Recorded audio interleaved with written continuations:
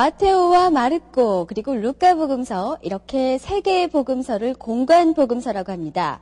공관복음서를 비교해보면 소재는 물론이고 낱말까지도 서로 일치하는 경우가 많다고 하는데요. 오늘 이 시간에는 공관복음서의 공통점과 그리고 차이점에 대해서 알아보도록 하겠습니다.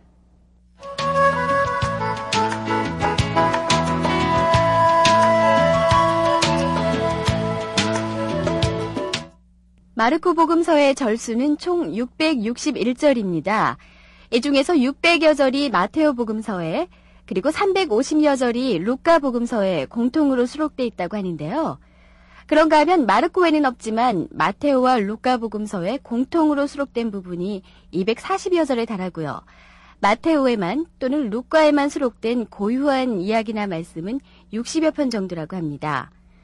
뿐만 아니라 세 복음서의 구성도 모두 같은 틀을 가지고 있습니다.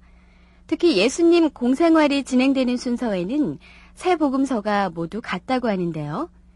예수님의 공생활은 세례자 요한의 출현과 예수님의 세례로 시작해서 예수님의 순환과 죽음 그리고 부활로 끝을 맺고 있습니다.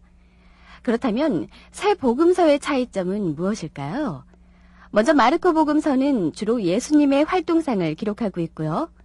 마테오와 루카 복음서는 긴 이야기, 즉 담화와 설교 등으로 이루어진 부분이 많다고 합니다. 그리고 마르코 복음서에는 예수님의 탄생 및 유년 시절의 이야기와 족보가 빠져 있고 부활 사화에 대해서도 조금씩 차이가 있다고 하는데요.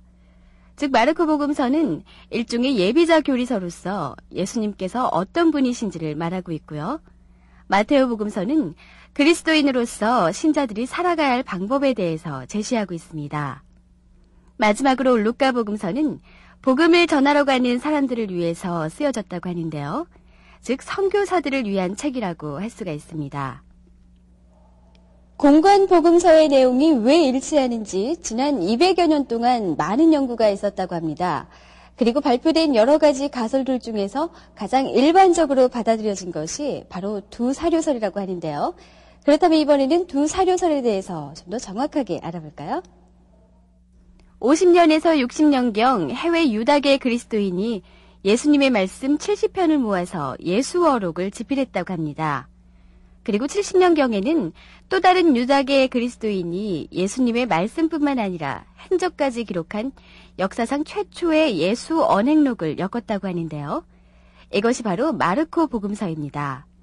그리고 80년에서 90년경에 이르러 해외 유다계 그리스도인이 마테오 복음서를 그리고 학식 있는 이방계 그리스도인이 루카 복음서를 엮었습니다. 마테오와 루카는 제각기 예수어록과 마르코 복음서를 구해서 자신의 책에 인용했다고 하는데요.